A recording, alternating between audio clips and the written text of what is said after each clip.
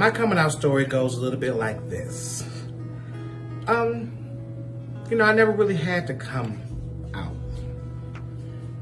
I am from a small town called Toledo, Ohio, and I was raised by a single mother and with my sister. And they always knew that there was something different about me, but it was just something that was never talked about. I was more feminine, didn't want to play outside, didn't want to do the sports thing.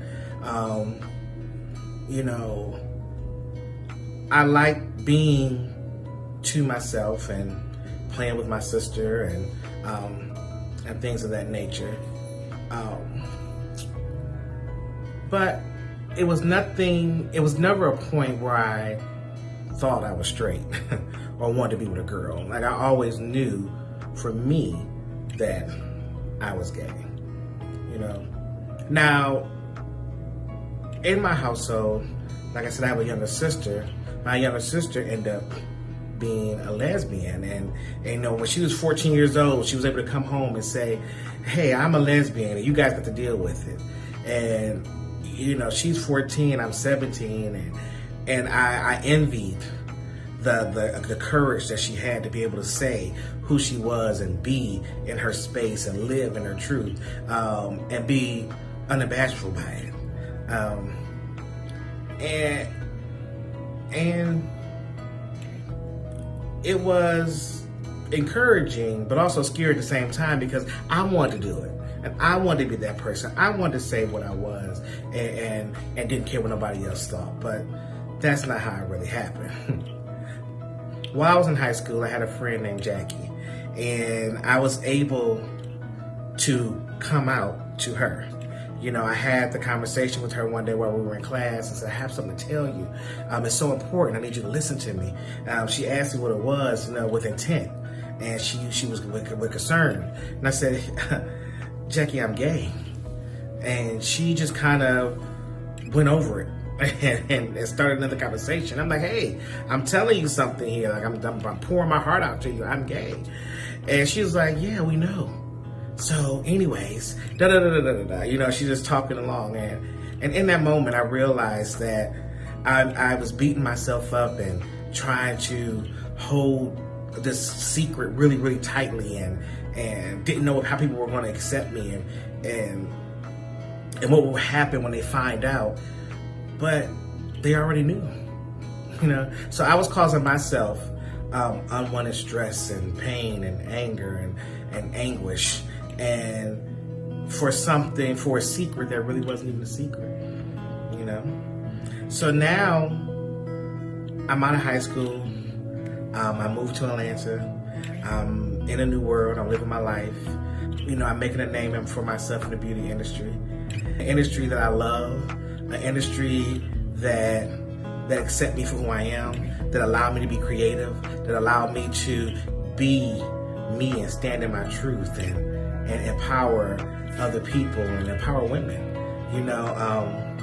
and my parents came, my mother got married to my stepfather and my parents came to visit and they see all that is Derek J, the heels and the clothes, the women's clothes and all those things. And my stepfather, he says, wow, you can do that. I mean, it's not for me, but you can do it. And I'm like, okay.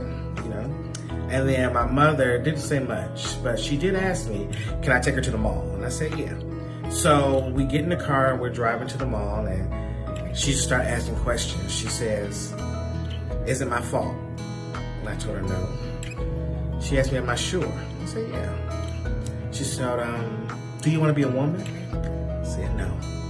She was like, are you sure? And I said, yeah. She's like, I don't have any grandchildren.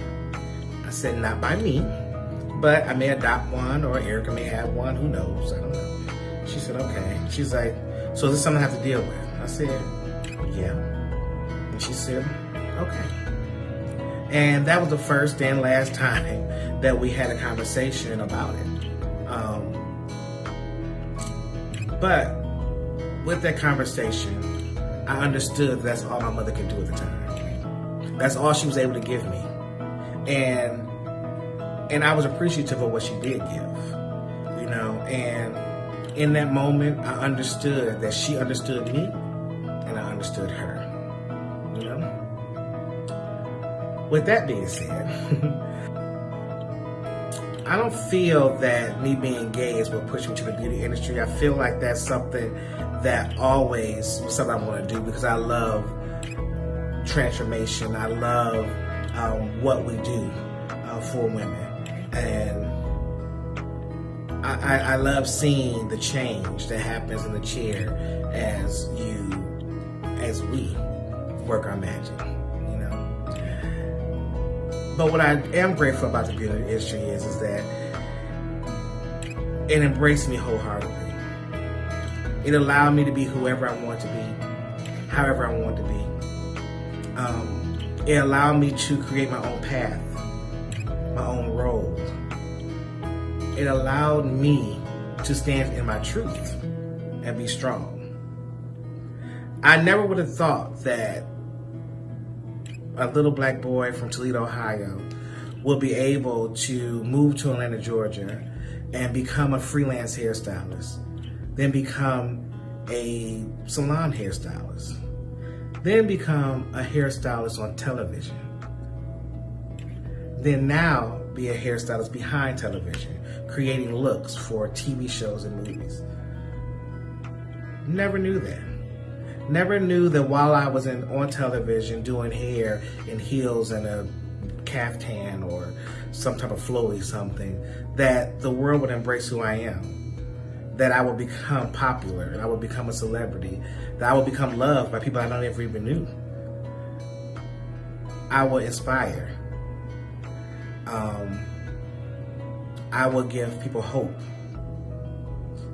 That I would give that little boy that wants to be a hairstylist and wear women's clothes and prance around his mama's heels the thought that he can be successful one day himself. So I'm thankful to the beauty industry. I'm thankful to my fellow hairstylists, makeup artists, wardrobe stylists, nail technicians, and everyone else that work in the industry that has embraced me for who I am and allowed me to grow and become the person I am today. I'm Derek J, and this is Queer Beauty.